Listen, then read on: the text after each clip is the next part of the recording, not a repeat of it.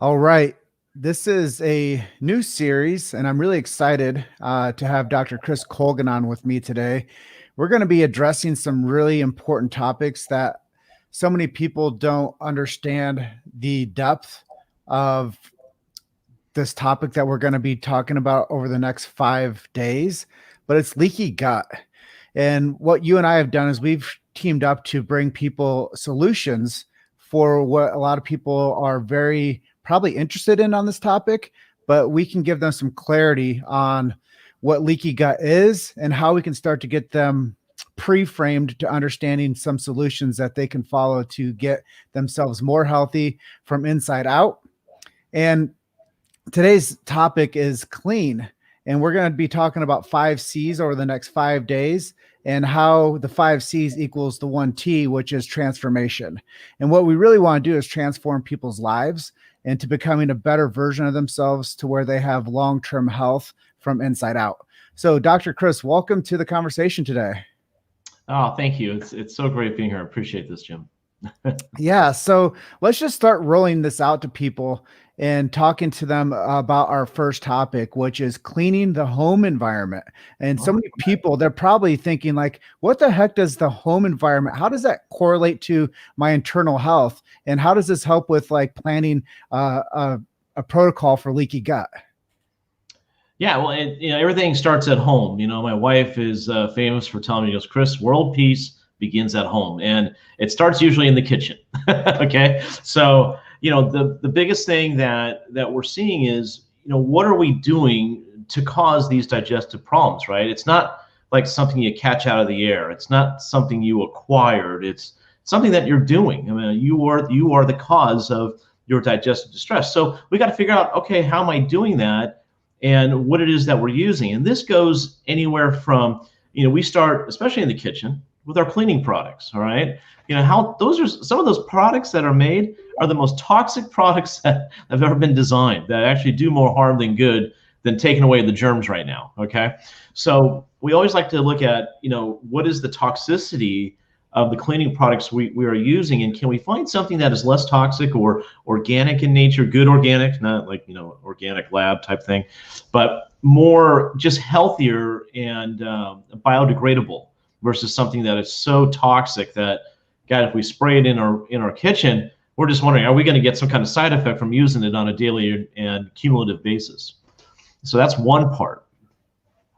Yeah, and I know that there's other things that go into like the home, which are our cabinets and our kitchen. And you There we said go. that most of the peace in the family is made at home. But let's Yeah. talk about how can we turn peace in our kitchen environment into a healthier situation for our lifestyle.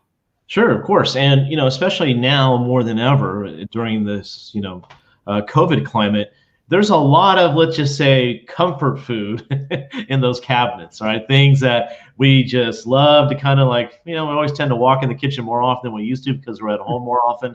So we really got to look at what are we doing to self-sabotage our own health and well-being. For example, like sugar, carbs, the cookies, the chips, the dips.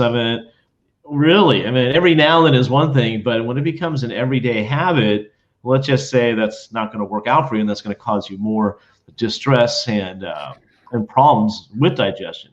And then also not only just that, but you're going to tend to put on a few more inches or a few more pounds over time. So these are the things we want to look at as what kind of healthier things can we have in the cabinet rather than things that just appeal to our appetite or to our cravings. Yeah, and I think that this goes back to that whole idea of trigger foods. And a lot of times people think that they're really feeding themselves healthy, but you told me something during our conversation yesterday is that we need to train people how to eat to live rather than living to eat. Right. And I think that there's a huge paradigm shift that we need to teach people healthier habits, and we need to get them away from the trigger foods. And step one to Leaky Gut Solutions is teaching people how to get rid of these trigger foods and to clean up that home environment to where when they are, going in their circles around their home, that when they do stop into that kitchen area, that they're not jumping on the cookies, or the cakes or the chips or whatever, like are those comfort foods, like you said, especially around the holidays. Oh yeah, right. I mean, that which is the next couple of weeks, and right after Thanksgiving. Of course, we got everything that goes with it. But yeah, you're right, and especially too from a cultural standpoint, of living to eat. I'm Filipino Hawaiian. On my late mother's side, and so when you visit relatives, and I mean, it is like you are literally living there to eat.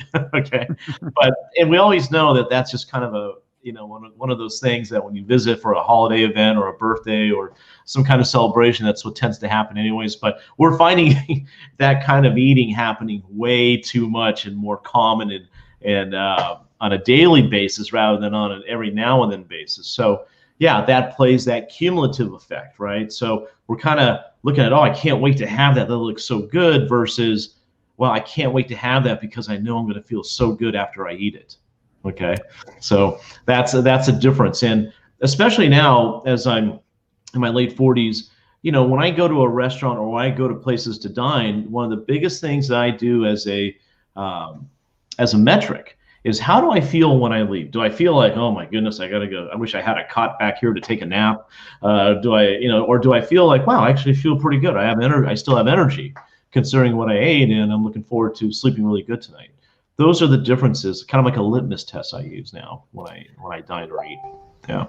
And I know as we've gotten to know each other over the past couple of years, we've obviously had a lot of conversations about healthy habits for people and how we could team up together to give people resources to take action for a better quality of life.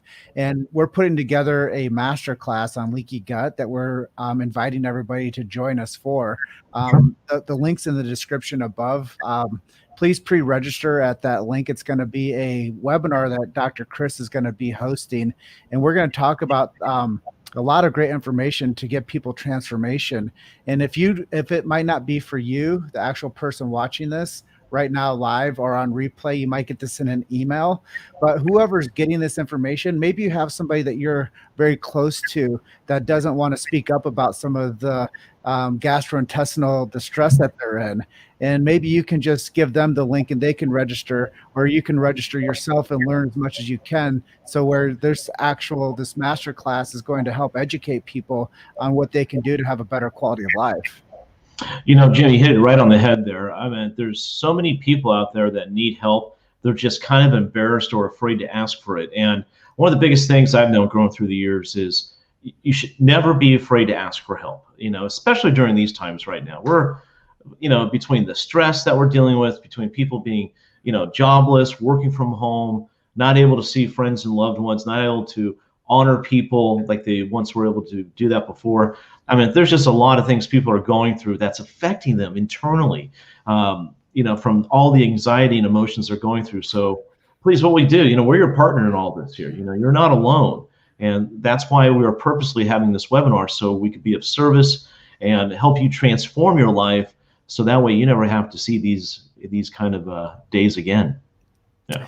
Yeah, and as I get more information on some of the conditions around leaky gut, we're going to go into more details over the next 5 days. So make sure you stick with us on this Facebook Live series that we're doing with these conversations about Leaky Gut Solutions, because as we go through this process, there's going to be a lot of great takeaways for you. And there's going to be a lot of information, but all roads lead back to the webinar that we're having next Thursday, December 17th, 11 a.m. Mountain Standard Time, 10 a.m. Pacific Standard Time. So please share this link. Be generous with the information that we're sharing with you also. If you're watching now, share this Facebook Live to your groups.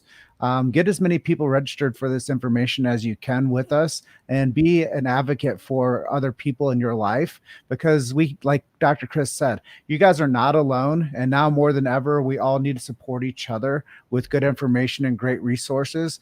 So if you do have questions for either Dr. Chris or I, you can find us on Facebook Messenger and send those directly to us. We'll be sure to address it, but please pre-register for this webinar that will be December 17th, 10 a.m. Pacific Standard Time, 11 a.m. Mountain Standard Time. And Dr. Chris, I want to thank you so much for being on today and tackling some of these ideas about cleaning up people's home environments and how the home environment affects their internal environment and how the internal environment affects the health of their gut.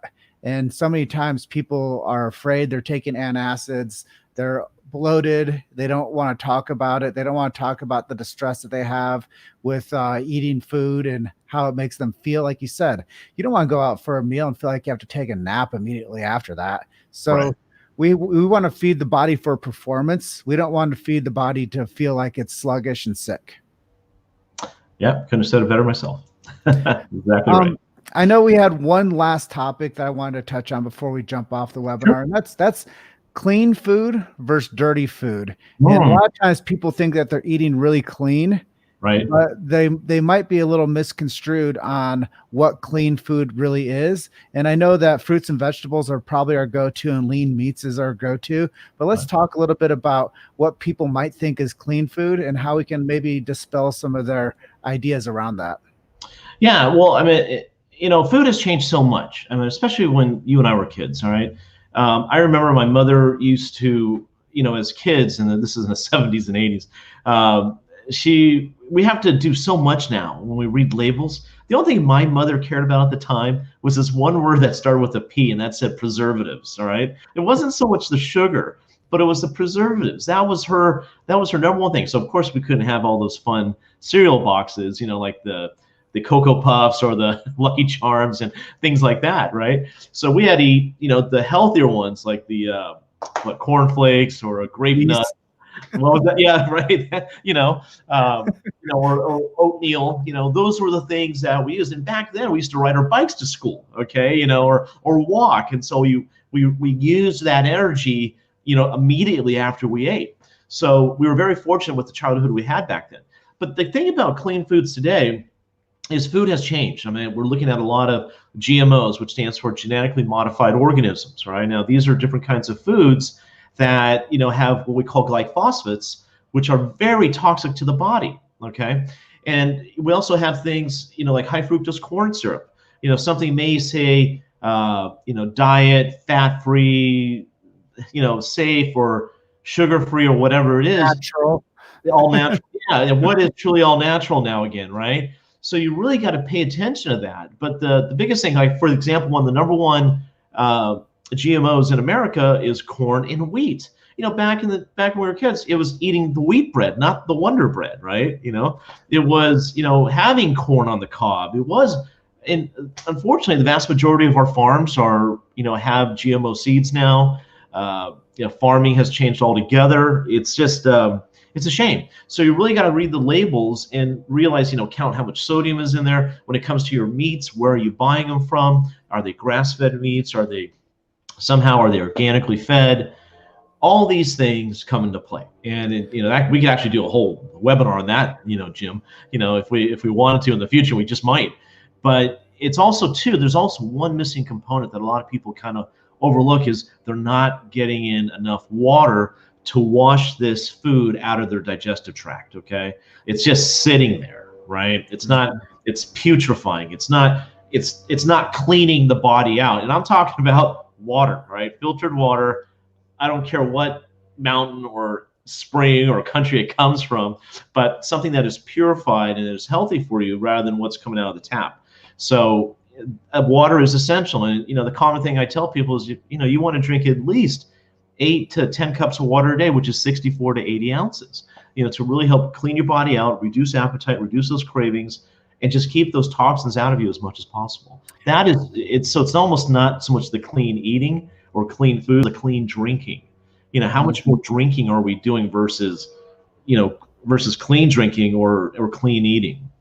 These are all things we've got to consider now. And a lot of times when people are hungry, they're actually dehydrated. So those are really important things for people to think about. We're going to cover tomorrow. We have another part in this 5-part series, and we're going to be talking about cleansing and detoxing. So if you found some value in today's conversation with Dr. Chris and I, please meet us tomorrow for our series that continues, and pre-register for the webinar that we're doing next Thursday, the 17th. Dr. Chris, I know that our time is coming to a close today, and I just want to thank you for sharing your knowledge with the audience today. People that need this information now more than ever, and Leaky Gut Solutions will help a lot of people. That's right, and that's that's our thing. We're here to help. We're here to be of service. And that's the bottom line. So thank you for everyone for joining us, and thank you, Jim, for being a great host today. Yeah, it's going to be wonderful to be able to get people on to more knowledge about leaky gut and some of the health conditions that are actually tied to leaky gut that most people are unaware of. So eating is one component to it, but there's a lot of things that are entrenched inside of people that we know as illness, but we're going to help people understand and decode some of their disease. So Dr. Chris, I will say goodbye for today, but we will see you tomorrow. All right. Look forward to it. All right. Thanks for sharing so openly. All right. You're very welcome. Aloha. Bye-bye.